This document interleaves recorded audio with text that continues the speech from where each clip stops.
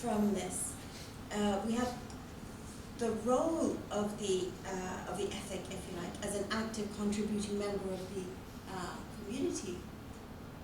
And we have the notion of fulfilling a specific or designated task responsibly and dutifully in line with Kantian ethics.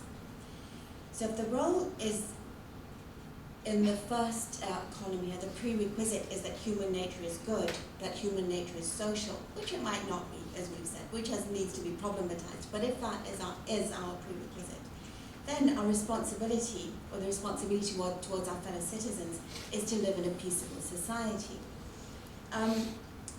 Good then would be fulfilling the mandate of the professional role as an interpreter in an interpreting community or in a professional community.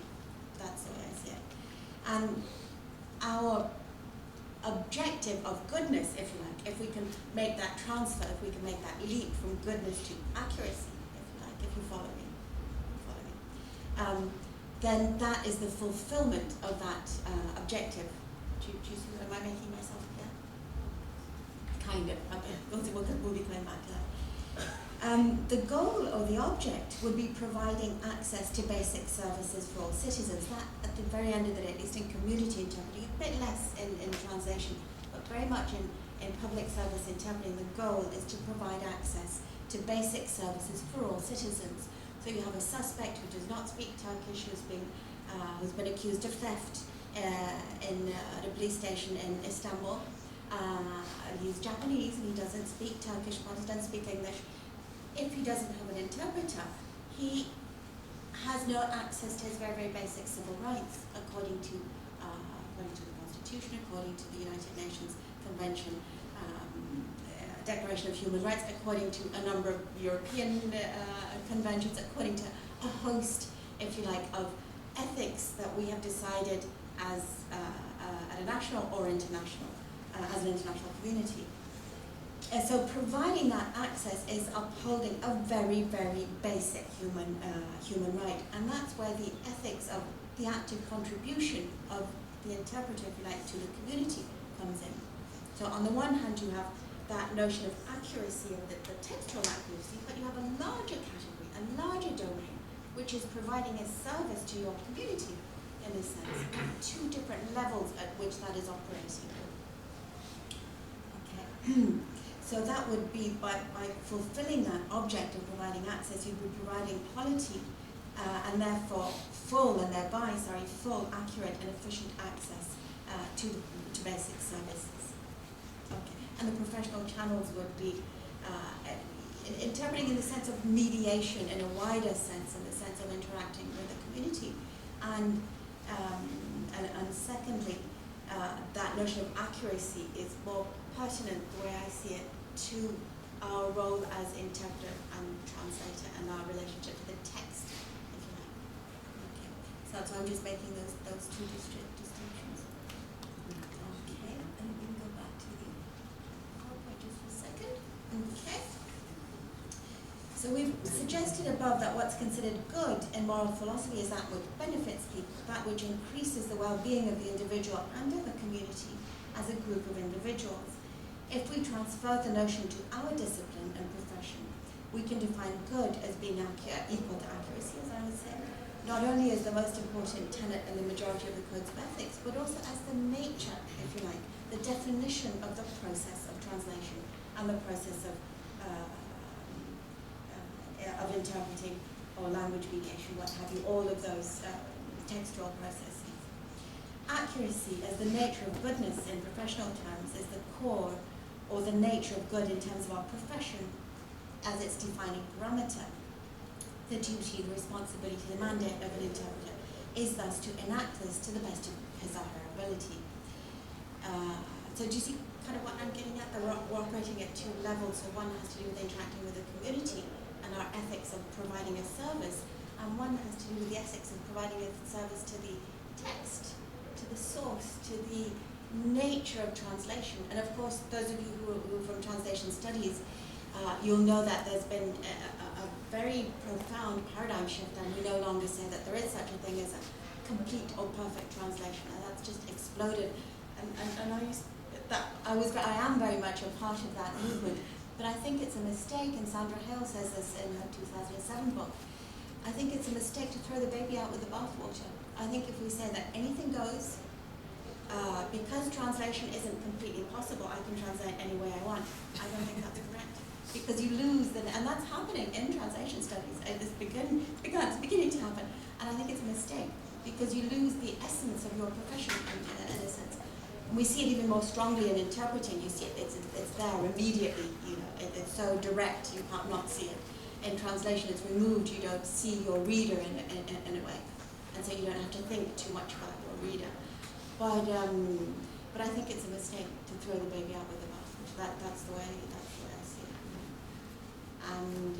And we could come back to that discussion afterwards if you like. And there is a clash, there is a conflict there between several scholars, both in translation and in interpreting studies. Okay. All right. Consequentialism has not been applied much to the ethics, so the idea of the consequences of one's actions, that hasn't really been applied to interpreting or interpreting and translating. That's something that my co-authors will be talking about. We address in the book that's coming out with Routledge this summer. And I'd like to suggest that it would be a very, very fruitful avenue of research and applied scholarship to the ethics of interpreting. It's a fruitful way of bypassing that essentialist issue of what is the exact nature of accuracy and fidelity in translation.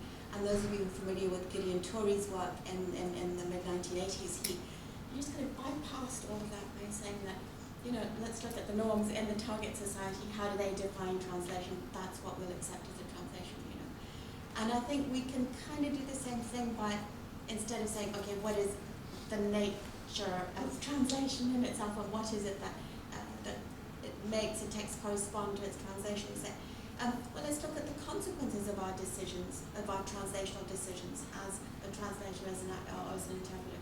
We translate as A or we translate as B. Where does that take us in a way? That's even more immediate for an interpreter than it is for a translator.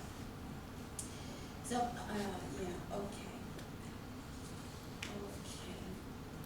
I think I'd like to go to the table now, because this is the last thing that I'd like to share with you. What I've done here, it's not that easy to see perhaps, but what I've done here is I've tried to put together, if you like, in the one column, philosophy, and in the other column, interpreting and translation. So all the things that I've kind of said up to now, I've tried to put them together and I've tried to match them, kind of one with the other.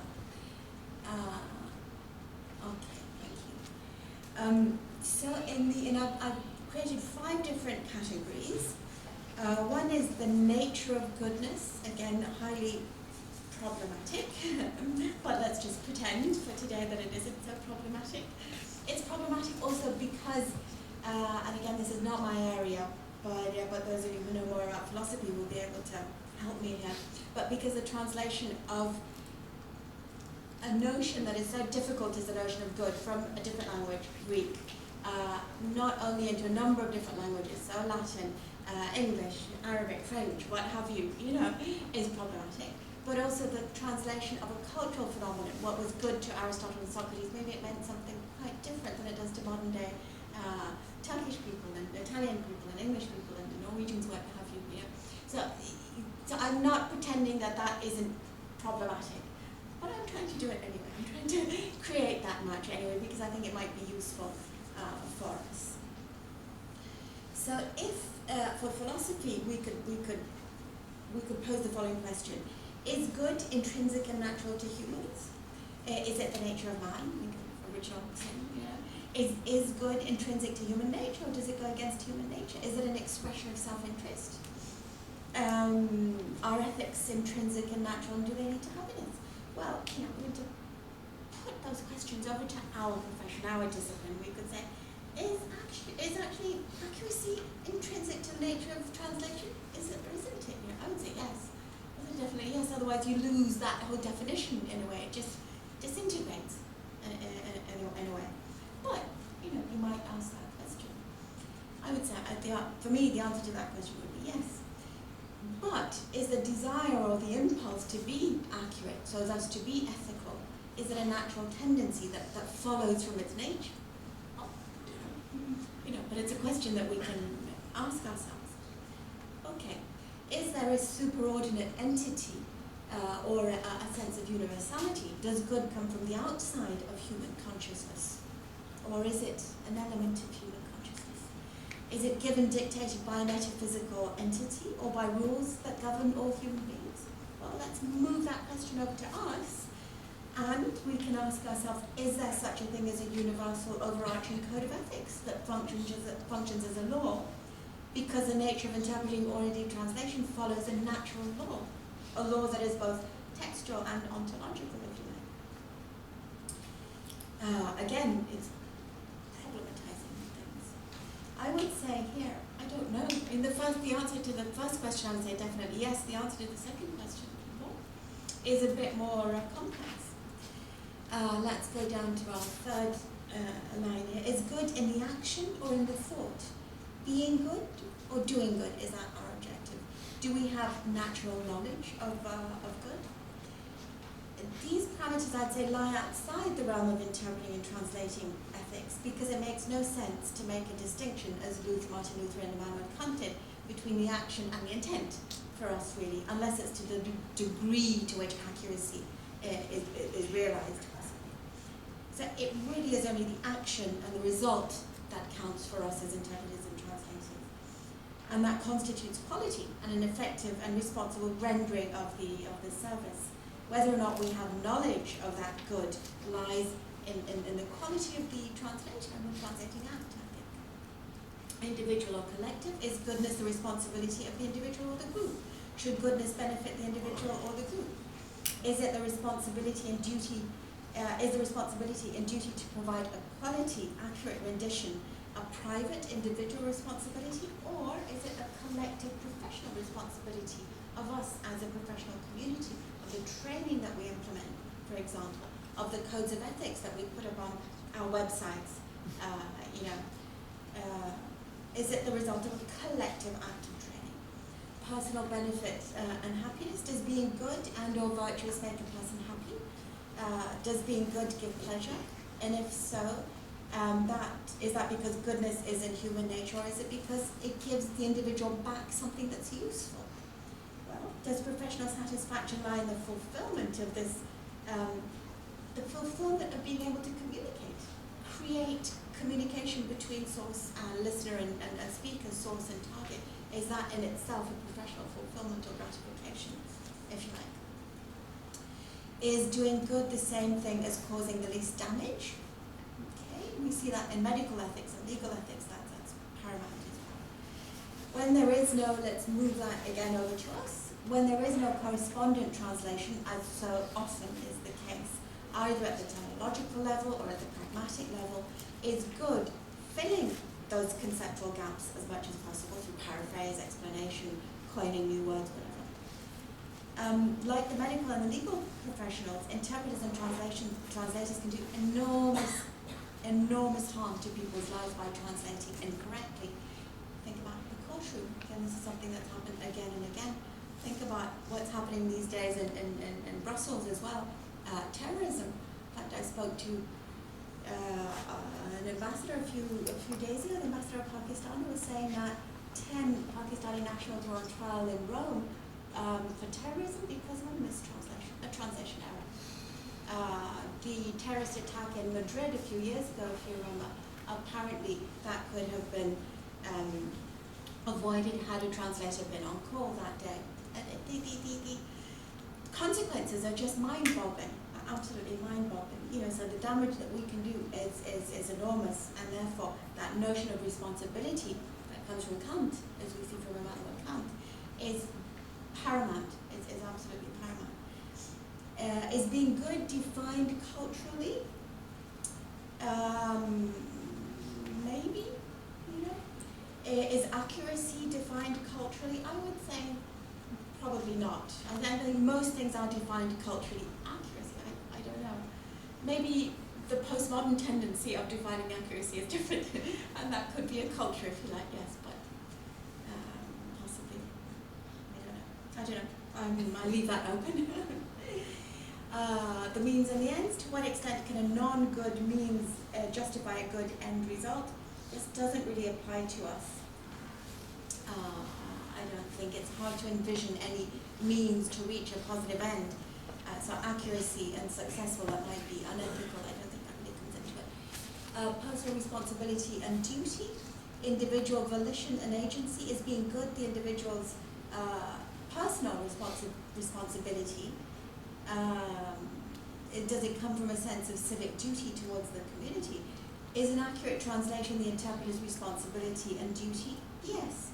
I would say yes on two conditions: that the interpreter-translator has received training, so that whole notion of professionalism comes into play there. Because if you walk into a courtroom, for example, I use that example because it's something I'm working on recently, and you haven't been trained, you just happen to know the language. That happens a lot.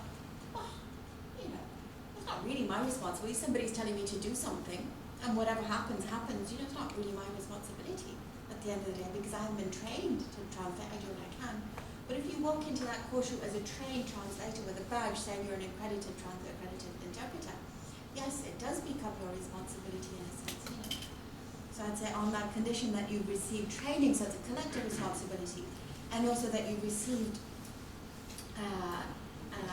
also that an accurate translation is possible. It might not be possible, you know, and there it's no longer your responsibility. Let's see. The third macro area, which there should be number 3, the consequences and the action, or the quantification, if you like, of an action. Again, I'll just read the first two. What is the goal for the largest number, happiness for the most happiness, if you like, for the largest number of people?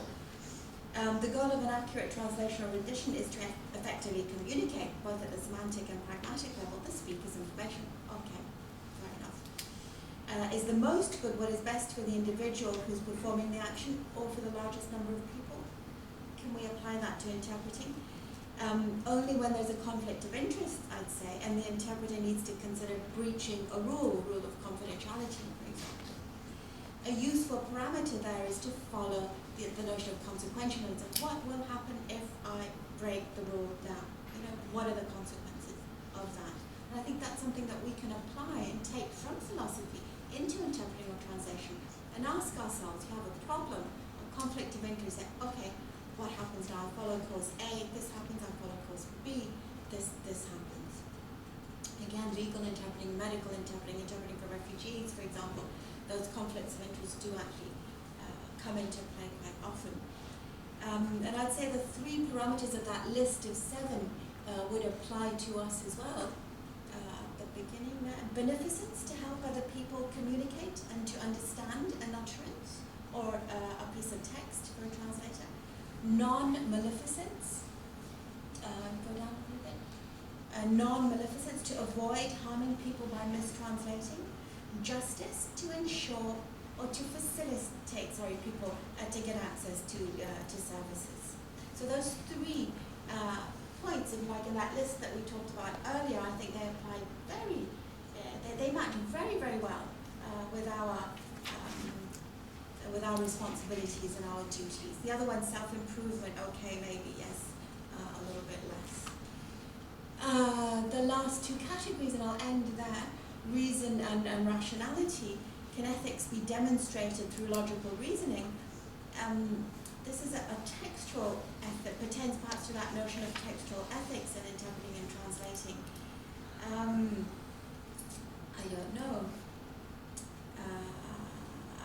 Studies have shown again that the perfect textual transfer between languages is not possible through a process of reasoning or logic or rationality. I don't know. I think Wittgenstein had some ideas on that, but I don't have the answer to that. Is it something that we can achieve or arrive at perfectly, if you like, through logic and reasoning up to a point? Yes, quality interpreting, obviously we have to apply reasoning. But in absolute terms, whether that's possible. Is it possible to know a speaker's intention, a writer's intention? I don't know. The last category, equality and human rights. In philosophy, we'd say that all members of a community have the same basic rights to basic services that safeguard life, health, the quality of life, education, dignity. Yes, in a sense, yes, this is a collective community-based ethics in interpreting and translating, which is at the very heart of the profession, really, at the end of the day, as a community service and not just a cognitive and textual transfer process, if you like. And interpreting and translating, for those who do not speak or understand the majority language, ensures not just equality, but equality before the law and the access to basic human rights. And I think I'll end on that note, because this table, although you only see a little bit at a time, but it's kind of encapsulated everything that I was suggesting kind of earlier. I don't know if you have any questions or comments, or if there are any philosophers here who will say, no, that was a totally misreading of Aristotle or Plato or whatever, or Immanuel Kant. But this is what I'm working on, and as I was saying, this is the first time I'm actually presenting this. So for me, these are still very, very new ideas. These are things that I'm still kind of looking at, examining, thinking about, and trying to put together. But it is something. It's still very much work in progress. Right. So that really is the end of my talk. Yes. I hope I'm not asking too much. If it is possible, maybe it's too difficult, but if it is possible, can you tell us what is the most important thing that we should remember from your talk? Oh dear. When we leave from this, or the most important 2-3 things. The gist of. The gist of the talk. Oh dear. There's a very kind of trendy or popular word for that people use at conferences now, which is called take-home message or something, isn't it? What do you take home with you? What do you want to take away with you?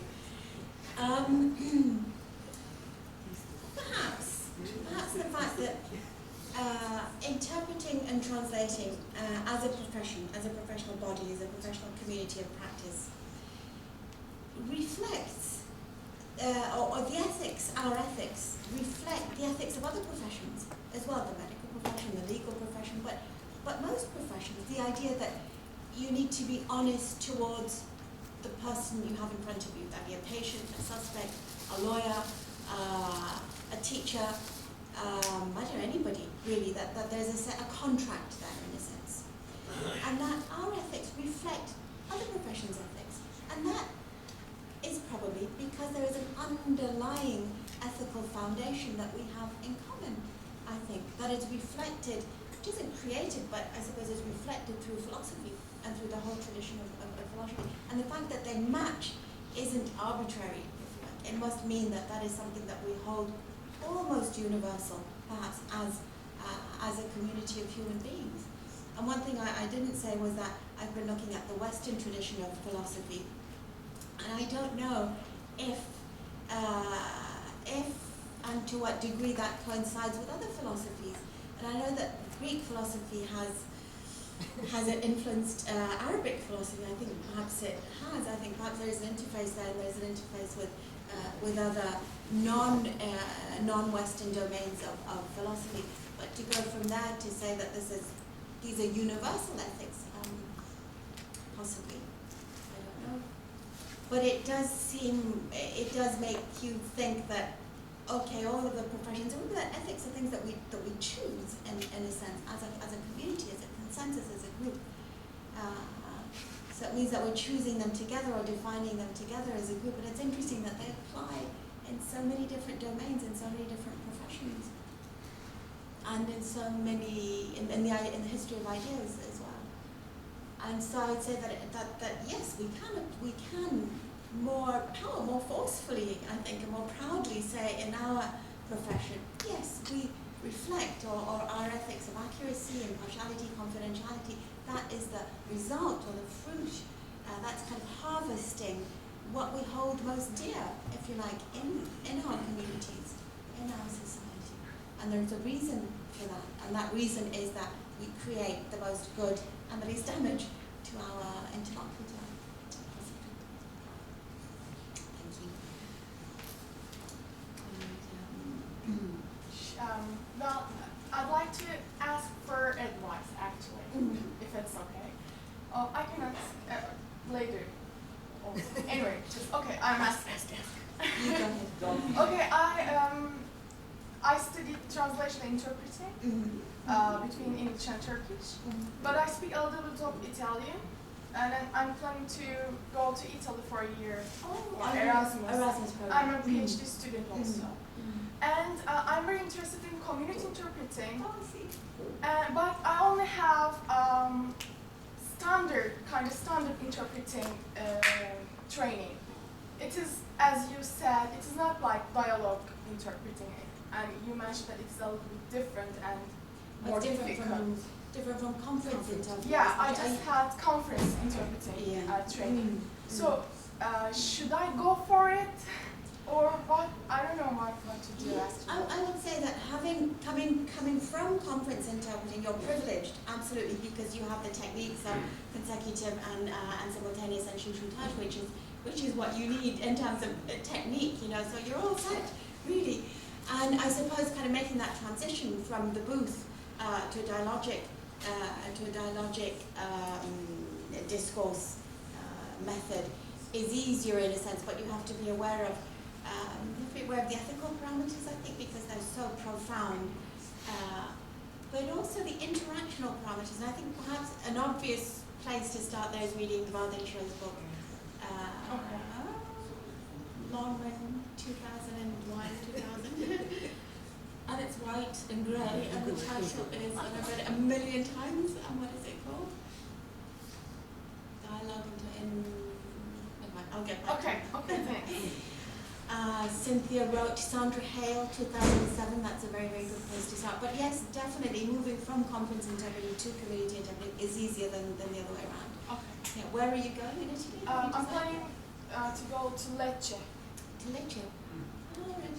There's a very good professor that I know there called Maria Grazia Guido, who does she does language mediation with refugees. So she's worked a lot on that. Wow. She's very bright, very, very clever. Thank you. Let us know when you will obtain the Professor Mette. Okay, thank you very much. Thanks. It's a very nice university. Really? Oh, I'm so glad. The city is beautiful as well, yeah. Okay. Thanks. So you have one question. By my question, that is the end of the Oh dear!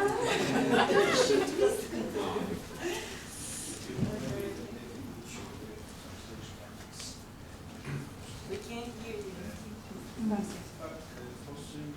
But they don't hear. We can hear. Microphone? Maybe. You have a microphone? Var mikrofon. Mikrofonunuz var mı?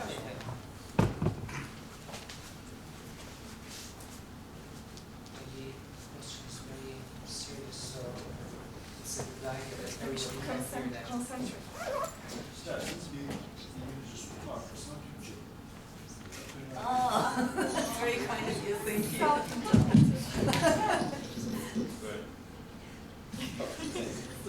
İtalyanlar ne biz neler Thank you first of all. You really make a good survey of the ethics of translation.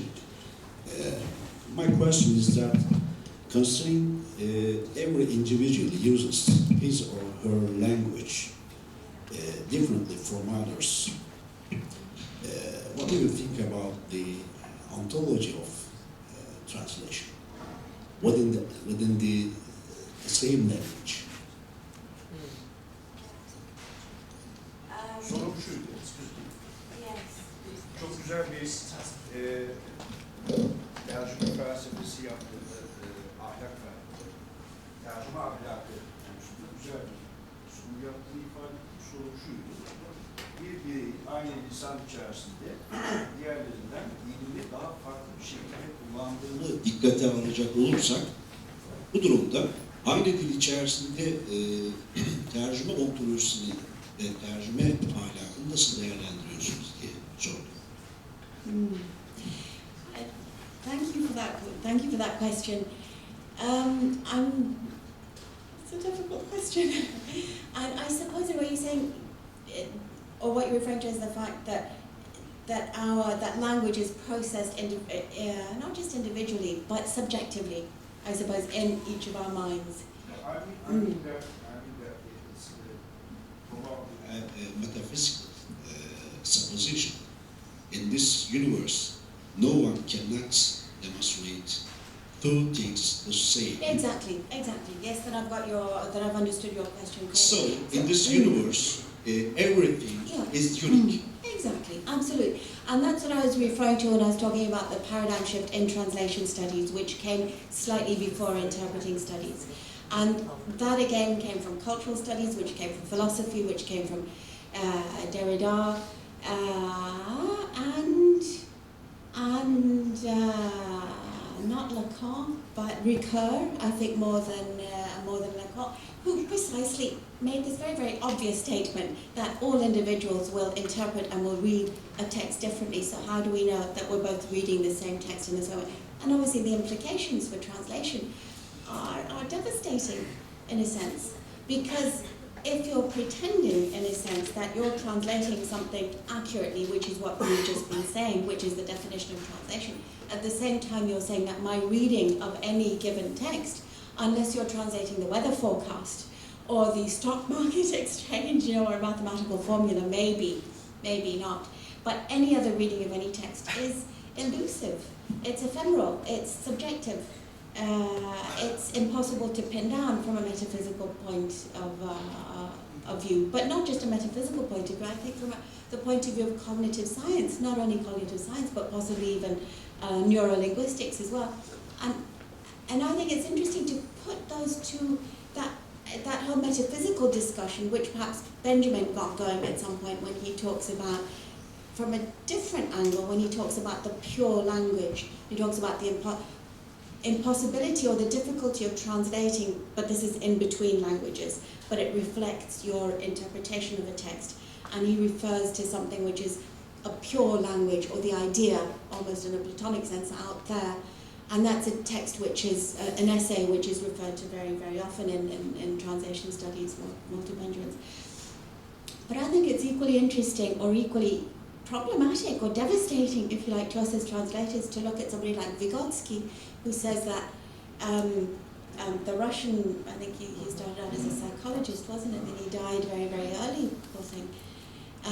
And he kind of showed how as we acquire language as children, we classify those and categorize the concepts, or what we see, what we learn, what we acquire as human beings, as children, into language.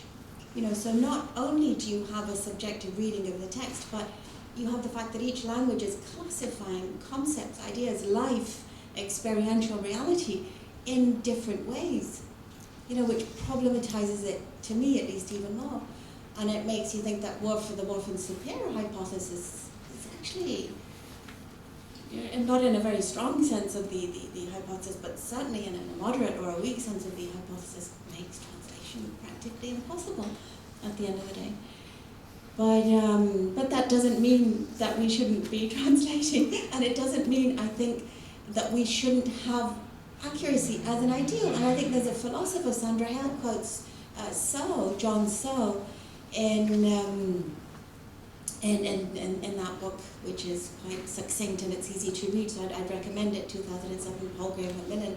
And she said, and she quotes this John Searle, who says that yes, this is an impossibility, but it's an ideal that we must maintain nevertheless.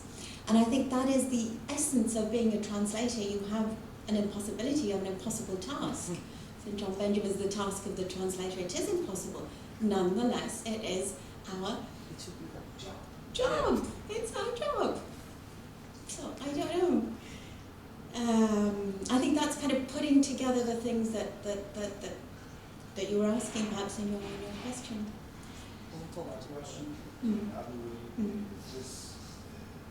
I think in this universe, a complete and perfect communication is impossible, and a perfect non-communication is also impossible. so perfect. Yeah. This is impossible. Yeah, that's a good point. Yeah, and that's very encouraging. Okay.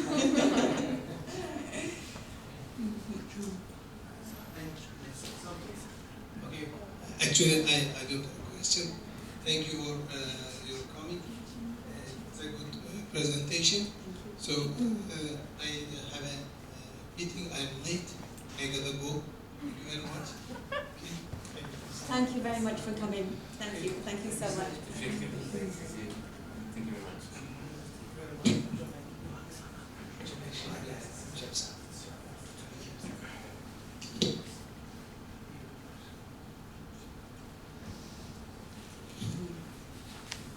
Any more questions? Yes. There's a question here as well. Thanks a lot for your great lecture. I have got a question. Now, in Turkey, we have lots of translation and interpreting departments. For example, we have some lessons such as medical terminology, legal terminology, and also translation lessons, medical translation, technical translation. But the interpreting part is missing in our departments, in lots of our departments. And what such as community interpreting, also even some courses, some departments do not have consecutive and conference interpreting lessons. What do you suggest about this? For example, these students should complete an internship process in order to get their BA degree. For example, do you think that internship process should be in hospitals, for example, in medical interpreting lessons, because this is a great need for Turkish hospitals to have medical interpreters. Each practitioner has a medical secretary, but the hospitals, especially state-based hospitals, do not have medical interpreters. Do you suggest some internship process or any other thing for our students? Because the students are very worried about interpreting. They do not meet public, especially in their professional life. It becomes a very challenging task. Thank you very much. Yes, thank you for that. Thank you for that question. I don't really know very much about the situation here in Turkey, but I think if you already have an established translation department, I think moving perhaps from translation to interpreting is quite a natural movement and not too resource intensive. Obviously, conference interpreting is very expensive to set up a department where you have conference interpreting facilities, so that for very practical reasons makes it difficult. Community interpreting and public service interpreting is less resource demanding, really, so it can be set up without all the booths and the system, which is expensive. It's also expensive in terms of training because you often need, you can't work with a large group of students. But I think in public service interpreting, yes, it is it is more feasible. And because of the cost factor, there are a lot of training methods that are being tested out as we speak today. Christiane Driesen, who's an interpreter, she was at, not Heidelberg, in Germany, it'll come back to me, the name of the university, and she developed this tandem method of collaborative learning, which I can send you with the material if you're interested, and various ways are being tested out in which to teach interpreting, also through peer feedback, that kind of thing, So a lot of things are happening. There's a conference in Edinburgh in June where there's going to be a presentation about that from Westminster. You're going to see it later. From Westminster University, I think it's, in London, where they're testing out ways using technology as well to make that possible. So kind of chat rooms where students talk and discuss kind of ethical issues, chat rooms with terminology groups, so that you don't need a language-specific trainer for each terminology group. So yes, I think that is possible kind of to put together a training course which isn't too expensive. That's kind of the whole point of it. And then certainly, yes, an internship, absolutely. In Italy, it's difficult because it doesn't really exist as a profession, and we call it language mediation. Community interpreting in Italian is mediazione linguistica, and it has a slightly different implication, kind of more somebody who helps the migrant, who helps, the foreigner, which is different from the Anglo-Saxon tradition of interpreter. So we have problems in Italy because it's a very disorganized, if you like, domain. Certainly in the legal domain, it's very difficult to create that contact with the institutions, to bring the students into a courtroom. I'm trying to do that with my students, but it's difficult. In the hospital, it's difficult because, in Italy, because it's already been taken over kind of by associations by ethnic, cultural groups, for example, in mediatori linguistici, and so they already have kind of a monopoly of that, and they're not trained as interpreters, they're trained as cultural mediators, but that's a situation in Italy, and that makes it difficult for us to take our students into the hospital. If that isn't a problem here, then that would be very valuable, absolutely, definitely, to actually for the students to see, to try out kind of interpreting in that context, but also to see how it works, how it functions, how chaotic it is very often, how you have to deal with the turn-taking techniques when lots of things are happening kind of all around you can't hear properly, or in the courtroom, for example, it sounds very formal and ritualized. What is actually happening in a courtroom is that people are walking in and out the door all the time. You're sitting there, this is my murderer, okay, I'm translating for him and you're the judge, and there are people walking in and out the door and I can't hear what he's saying, and then somebody's answering their cell phone over there and then the windows, that's what it's like, and for actually students to see that side of things, in the courtroom, in the hospital, in the refugee setting, wherever it might be, I think is absolutely very, very valuable. It's how you create that contact with the institutions, I think. But if one can, definitely, absolutely go for it, yeah. I don't know if that answers your question. Thank you, Professor. That was a very nice lecture, really. It was very inspiring. What I was wondering is, I hope I'll be able to read your work, but is any part of your work dealing with patronage or, the goals of employers and the switching roles and responsibilities of the interpreter in terms of duties? Yes. Yeah, that's a good question. I've talked a little bit about that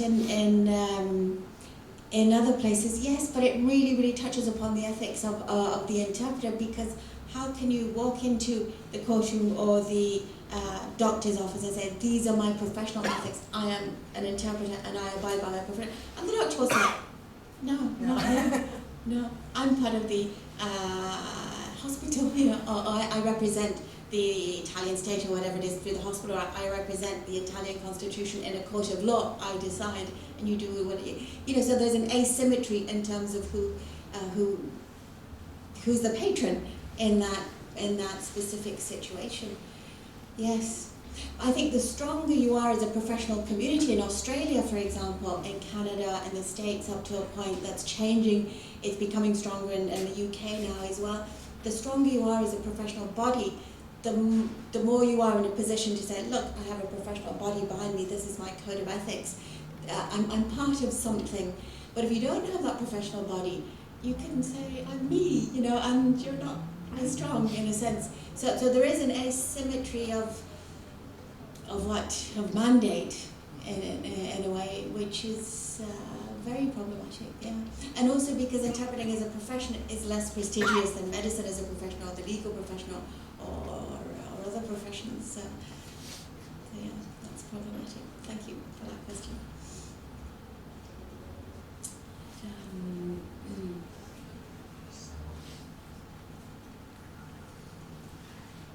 And also, it's very interesting how the interpreter aligns with the profession. Does the interpreter? That's incredibly interesting. We've done a bit of work on that, interviewing interpreters and how their role alignment changes.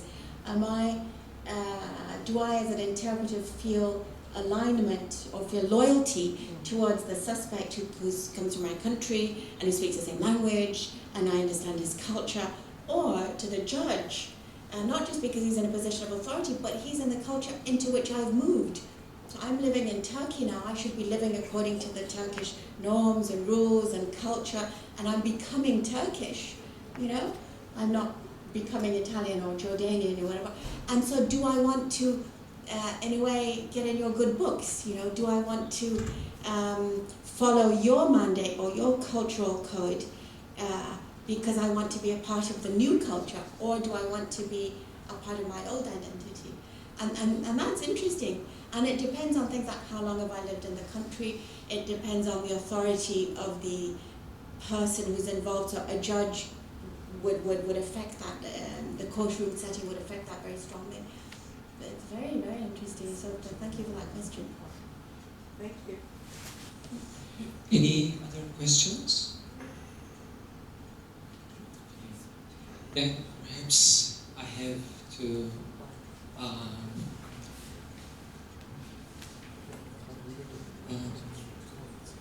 introduce our second audience.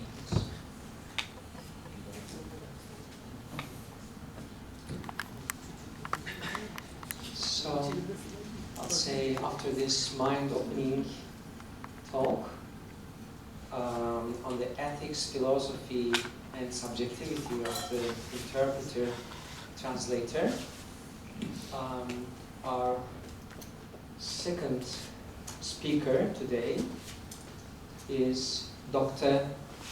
Giovanni Benenati, and the title of his speech is The Influence of Ottoman and Arabic on the Turkish legal terminology.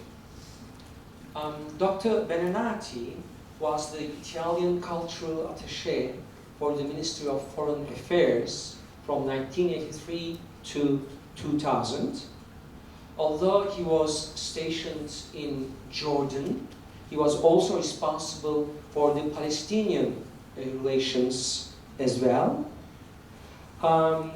And he has a vast diplomatic experience on the region of Near and Middle East, especially on Lebanon, Syria, and Iraq.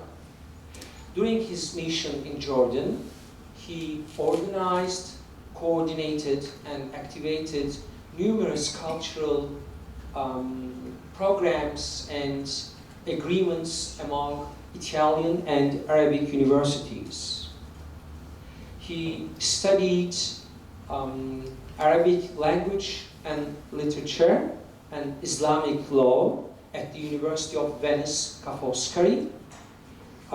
He wrote his undergraduate thesis in 1983, and he was granted the title Dottore in Lingue Orientali, Doctor in Oriental Languages. His supervisor was Professor Francesco Castro, and the title of his undergraduate thesis is The Relationship Between the Jordan Royal Family and the Bedouins. Dr. Benenati,